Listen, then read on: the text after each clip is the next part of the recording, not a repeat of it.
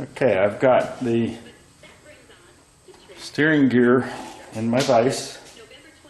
I've got a Pitman arm puller, which is basically the same tool as the tie rod end puller,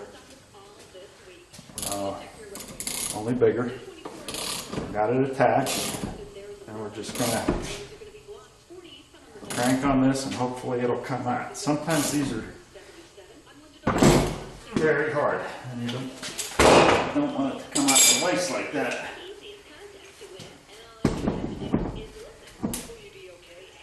As you can see, it takes a considerable amount of effort to turn that, so that vise or that steering gear has to be in that vise good.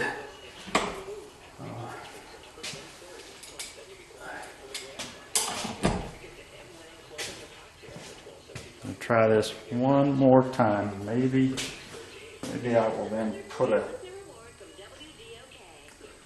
impact wrench on it if it doesn't come.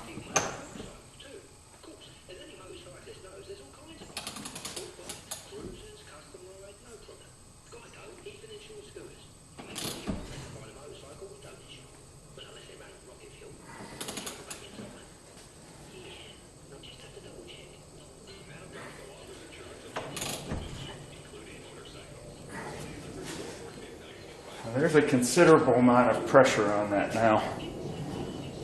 I'm going to tap it with a hammer just to see if I can jar it loose.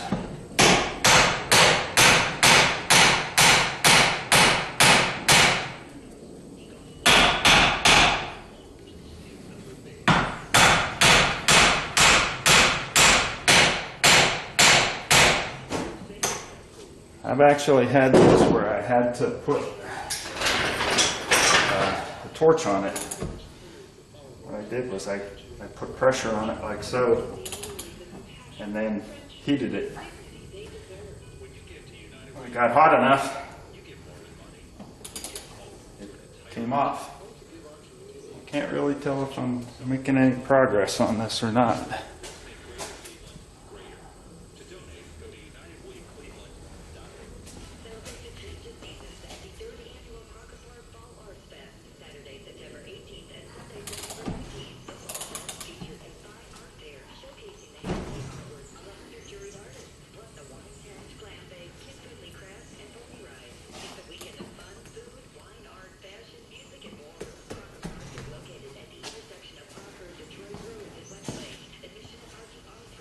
My hammer again. Try it again.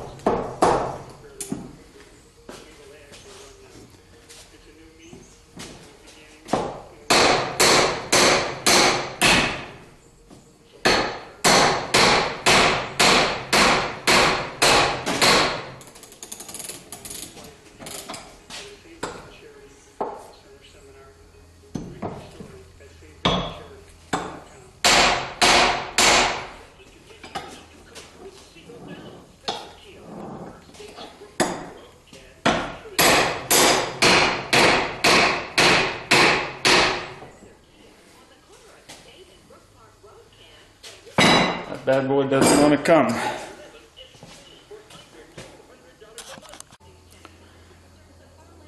Notice how this part right here is on very good, but this top part looks like it's just about ready to slip off. That's getting to the point of it being dangerous, so I am going to apply some heat to it and pop it off that way. Okay, here goes the heat.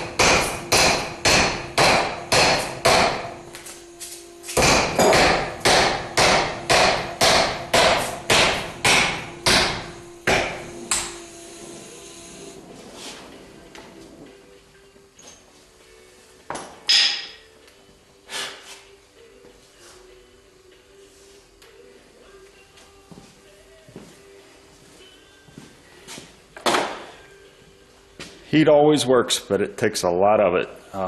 Not something you can do with a propane torch. You might be able to get by with a MAP gas, but I'm not sure about that. So that's going to have to cool down for quite a while. I'll probably just leave that set there till tomorrow. Okay, we're taking a look at the steering gear since it's cooled off. Just to demonstrate how much play there is in one of these. There's virtually none. Okay, when I move this Pitman arm, that's what I'm putting the pressure on. The steering coupler, the rag joint, moves right away. And it's harder to see the movement on the Pitman arm, but when I turn the rag joint, it moves right away. And there's really not much, I mean, I can't hold it steady. There's not much play in there. Now that, because of the geometry of it and everything, that's probably going to give you maybe an inch of play in your steering wheel, but that is not much at all. And in looking at this steering gear, a couple things. It is leaking through the seal here and here. That's about all that appears to be wrong with it. I looked at the prices of the Borgeson the other day, and it's close to $700 for everything you need to do the conversion. So just in case I change my mind, I'm going to take this and with this moved as far to the left as it will go. There's a mark on the Pitman arm here that is pointing almost at 1 o'clock, and the steering coupler or rag joint is all the way to one side. Now, to make sure it gets put on right, if you look at the side of the Pitman arm, it comes away, it bends away from the steering gear. And the other thing to point out is, and I don't know if you're going to be able to see it, but this can't go on exactly any way. There are splines in it, and some of the splines are basically missing. Just for grins here, it will go on several different ways, but there are 4 splines in both the output shaft of the steering gear and on the Pitman arm that are wider than the rest. So it's only got a few 4 different places where it will fit. That might be a better one to look at.